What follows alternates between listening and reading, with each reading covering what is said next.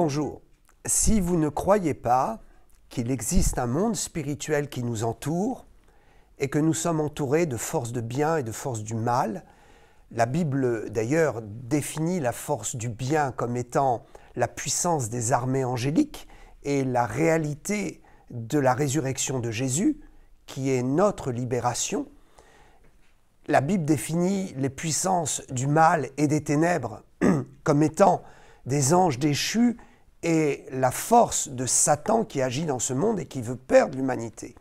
Donc si vous n'êtes pas convaincu qu'il existe autour de nous une réalité spirituelle, je voudrais vraiment vous dire qu'il y a tellement d'arguments autour de nous qui prouvent que ce monde existe, que le monde physique est entouré de ce monde spirituel qui sera d'ailleurs notre destinée.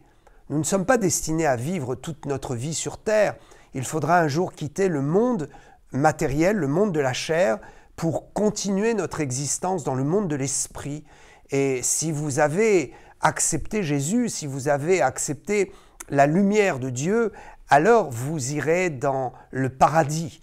Et vous comprendrez à ce moment-là qu'effectivement, durant toute votre existence terrestre, vous avez vécu dans un monde matériel, mais au milieu d'un monde spirituel qui influence aussi le monde matériel.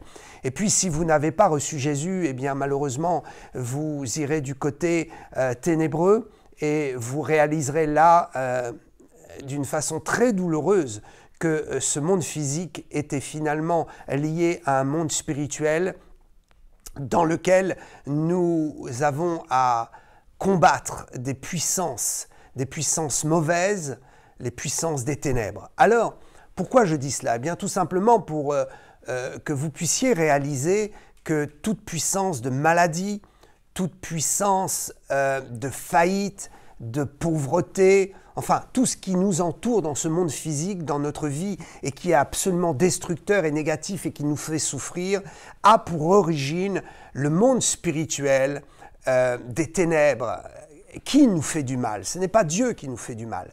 Ce sont les esprits méchants, c'est Satan qui cherche à faire du mal à l'homme. Et donc nous devons comprendre que toute maladie a pour origine les puissances des ténèbres et que derrière chaque maladie et que derrière chaque fléau se cache ce monde spirituel ténébreux que nous devons combattre.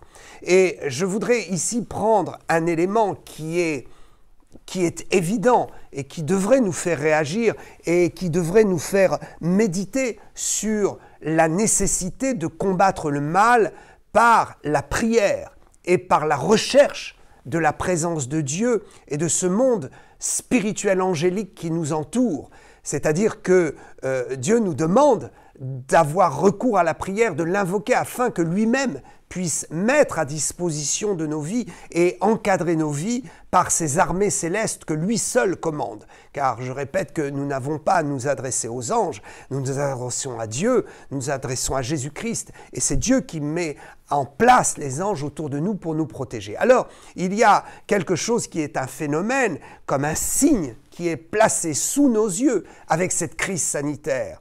Ce n'est pas par hasard que les choses se font et se défont. Et nous devons voir derrière le fait de faire et de défaire également toute une connexion avec les forces du mal et le combat contre les forces du mal.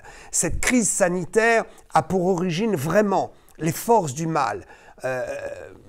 Même quelqu'un d'incrédule ou qui ne croit pas en Dieu pourra dire derrière cette crise, effectivement, il y a quelque chose de très mauvais, de très ténébreux, et nous devons lutter contre ça avec les moyens que nous avons, mais nous devrions aussi lutter par la prière, parce que je pense que c'est beaucoup plus efficace. En tout cas, c'est le témoignage que j'apporte en tant que pasteur. Donc, il y a un signe ici encore que Dieu met sous nos yeux, c'est que entre le moment où il y a eu une ordonnance pour nous protéger avec le masque, et le moment où il y a eu cette ordonnance pour nous dire nous n'avons plus à nous protéger, les choses vont bien, il s'est écoulé 666 jours. Et ce n'est pas un effet du hasard, je vous assure, c'est l'effet de la lutte contre les forces des ténèbres, c'est l'effet de la position des esprits méchants et de Satan qui a voulu aussi imposer un esprit de mort à travers ce virus. Et donc,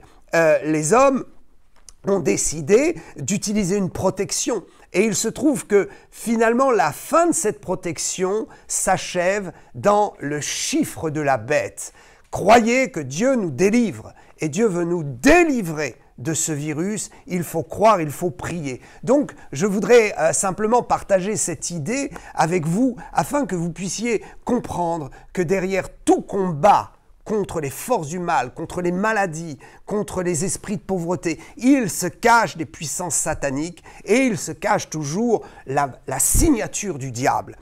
Donc quand nous regardons les dates, le 20 juillet 2020, c'est le jour où il y a eu une ordonnance en France pour l'obligation du masque. Et puis, cette obligation a été levée, donc il y a quelques jours, le 16 mai 2022. Donc, il faut compter le jour du 20 juillet, l'inclure dans notre calcul et calculer jusqu'au 16 mai en incluant le 16 mai. Donc, nous trouvons exactement du 20 juillet 2020, donc au 16 mai 2022, nous comptons exactement 666 jours. Ce n'est pas un hasard, je vous le dis, et je voudrais émettre une réflexion profonde sur ce sujet en vous disant, faites attention, Dieu donne des signes. Sachez donc que le Seigneur ouvre le ciel et vous donne un signe pour comprendre que nous sommes dans un combat, une lutte contre les forces du mal qui sont identifiées dans la Bible par Satan lui-même. Nous sommes en lutte contre cela et il faudrait peut-être un peu réfléchir sur le fait que notre combat serait beaucoup plus efficace si nous commencions à prier le Seigneur, à nous mettre sur nos genoux. Regardez ce qu'il est écrit dans Genèse chapitre 1 verset 14.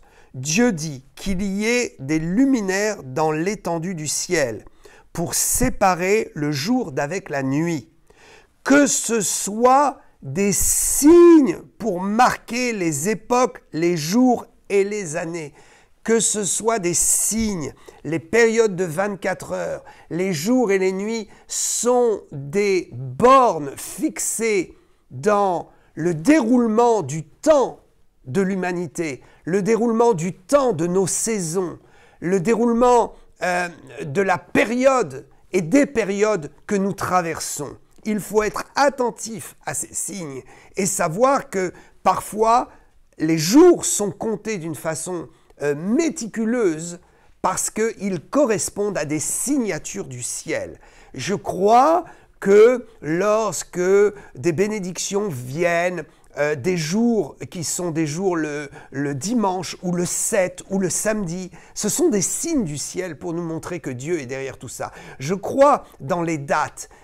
Je sais que Dieu ne demande pas de faire de l'astrologie ou de positionner notre foi sur les dates. Mais nous devons comprendre que les dates et les jours sont des signes comme des bornes placées sur le chemin de notre existence afin de comprendre que ce monde n'est pas que matériel. Donc, il est important de voir que le 666 est un chiffre qui est le chiffre de la bête et qui est connecté à un calcul. Le 666 nous permet de calculer les choses et de percer les mystères parce que ce chiffre est un chiffre du calcul. C'est pourquoi lorsque nous calculons des dates et que nous trouvons ce chiffre, nous devons comprendre qu'il y a là une signature quelque part qui n'est pas la signature de Dieu, mais qui est la signature d'une action de l'ennemi. Regardez dans Apocalypse 13, 18. C'est ici la sagesse, que celui qui a de l'intelligence calcule le nombre de la bête, car c'est un nombre d'hommes et son nombre est 666. Donc je le répète, entre la période intermédiaire, si on part du 20 juillet, incluant le 20 juillet, jusqu'au 16 mai, sans tenir compte du 16 mai, donc puisque le 16 mai c'est la fin, il y aura effectivement 665 jours, mais nous devons inclure le 16 mai, donc lorsque nous prenons de date à date, incluant le 20 juillet et le 16 mai et en comptant tous les jours intermédiaires, nous arrivons bien à ce calcul de 666.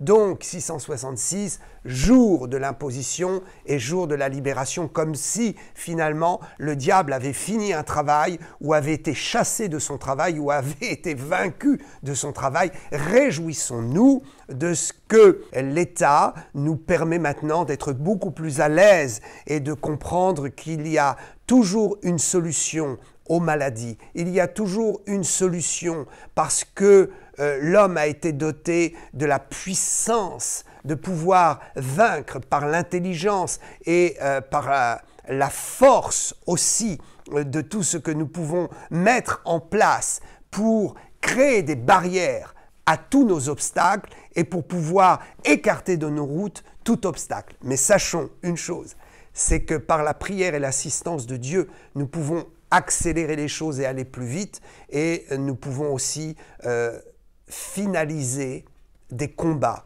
qui, parfois, sont des combats qui durent et qui durent et qui durent trop longtemps. Je voudrais finir cette vidéo en précisant une chose quand même, afin qu'on n'interprète pas mal mon intervention et mon explication, ce que je viens de développer. Je ne dis pas qu'il n'y aura plus de port de masque. Je dis qu'il y a une période, une saison dont nous sommes sortis et une bataille qui a été remportée victorieusement. Prions afin que nous n'ayons pas encore à batailler, mais identifions le fait que nous sommes dans un combat spirituel et donc sachons que cette période est arrêtée. Nous avons eu victoire sur une bataille, mais la guerre n'est pas encore gagnée. En tout cas, pour ceux qui ne croient pas en Jésus, je voudrais leur dire que la bataille est gagnée par la foi, parce que Jésus nous donne la vie éternelle. Mais dans ce monde visible, ce n'est qu'une bataille gagnée. Gloire à Dieu pour les batailles gagnées. Et prions afin que nous ayons une victoire totale. Mais il était évident qu'il est probable que le masque soit remis à nouveau et que nous devions le porter à nouveau. Mais pour l'instant, profitons de ce temps d'accalmie, de cette victoire et anticipons sur l'avenir en priant et en nous mettant à genoux devant le Seigneur afin de ne pas avoir à resubir, si c'est possible, ne pas avoir à resubir cette contrainte. Et souvenez-vous, c'est un signe. Ce temps est un signe marqué pour que nous soyons alertés, que nous tournions nos regards vers le Seigneur. Que Dieu vous bénisse, je prie pour la France, je prie pour votre bénédiction et je vous dis n'ayez pas peur, le Seigneur est au contrôle et Dieu nous accorde la vie par la grâce de son Fils Jésus-Christ. Soyez bénis, à bientôt, à bientôt.